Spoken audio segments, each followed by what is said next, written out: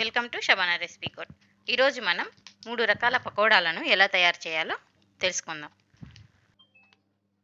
Carrot pakoda కోసం మనం శుభ్రంగా కడిగిన ఒక క్యారెట్ని తీసుకొని వీడియోలో చూపిన విధంగా సన్నగా తరిగి పెట్టుకోవాలి. మా ఛానల్ని మొదటిసారిగా చూస్తున్నట్లయితే సబ్స్క్రైబ్ చేసుకోండి.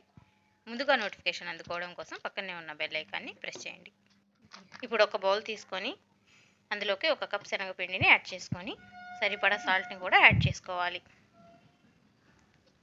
అలాగే చిటికెడు గరం మసాలా, 1/2 స్పూన్ వరకు కారాన్ని యాడ్ చేసుకొని ముందుగా తరిగి పెట్టుకున్న క్యారెట్ని కూడా యాడ్ చేసుకొని బాగా కలుపుకోవాలి.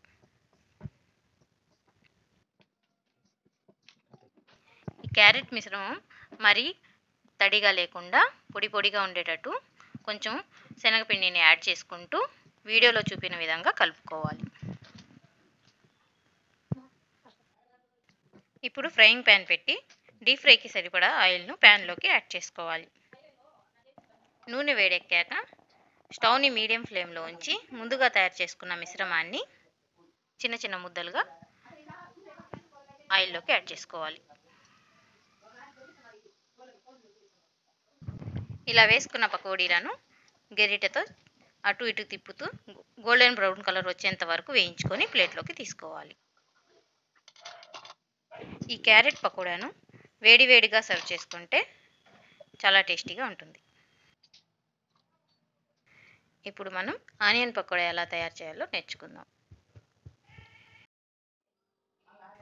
2 పెద్ద సైజు ఉల్లిపాయలను సన్నగా తరిగి వీడియోలో చూపిన విధంగా పెట్టుకోవాలి. ఒక బౌల్ తీసుకొని అందులోకి తరిగిన ఉల్లిపాయలను తీసుకోవాలి. అలాగే ఒక పచ్చిమిర్చిని కూడా సన్నగా తరిగి బౌల్లోకి యాడ్ చేసుకోవాలి. ఇప్పుడు అందులోకి చిటికెడు గరం మసాలా,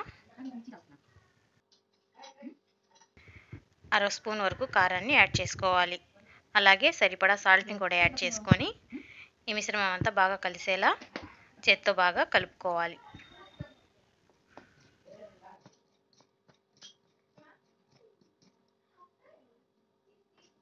బాగా కలుపుకున్న తర్వాత 1.5 కప్పు వరకు శనగపిండిని యాడ్ చేసుకోవాలి. ఉల్లిపాయల్లో ఉన్న తడి సరిపోకపోతే కొంచెం సన్ఫ్లవర్ ఆయిల్ని కూడా యాడ్ చేసుకోవచ్చు. స్టవ్ని మీడియం ఫ్లేమ్లో ఉంచి నూనె బాగా వేడెక్కిన తర్వాత చిన్న చిన్న ఉండలుగా ఆనియన్ పకోడాని నూనెలోకి యాడ్ చేసుకోవాలి. ఆనియన్ పకోడాని అటు ఇటు తిప్పుకుంటూ గోల్డెన్ బ్రౌన్ కలర్ వచ్చేంత వరకు వేయించుకొని ప్లేట్లోకి తీసుకోవాలి.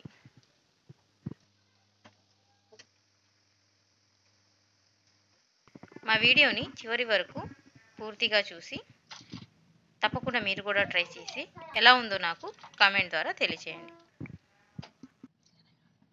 తర్వాత మనం నట్స్ పకోడాని ఎలా తయారు చేయాలో చూద్దాం. ముందుగా ఒక బౌల్ తీసుకొని దూరగా వేయించుకున్న నట్స్ను బౌల్లోకి యాడ్ చేసుకోవాలి. తర్వాత అందులోకి సన్నగా తరిగిన కరివేపాకు, పచ్చిమిర్చి, ఇంచు అల్లం ముక్కను కూడా యాడ్ చేసుకోవాలి. ఇప్పుడు అందులోకి చిటికెడు గరం మసాలా, సరిపడా సాల్ట్ని యాడ్ చేసుకొని 1.5 కప్పు శనగపిండిని కూడా యాడ్ చేసుకోవాలి.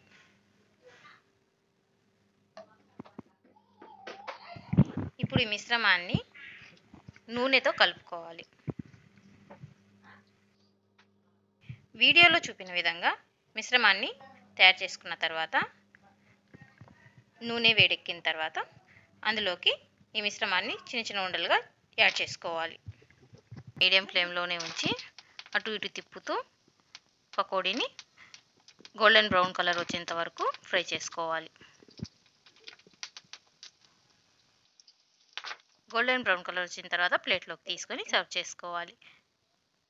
వీడియో నచ్చినట్లయితే లైక్ చేయండి, షేర్ చేయండి. మరిన్ని ఇంట్రెస్టింగ్ వీడియోల కోసం మా ఛానల్ని ఫాలో అవ్వండి. Thank you for watching.